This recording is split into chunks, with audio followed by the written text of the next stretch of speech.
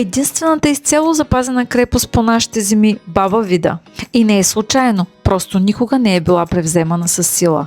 Построена е върху античните останки на римския град Бононя. Легендата гласи, че 3 сестри станали наследнички на богат болярин. Затова и колите са 3.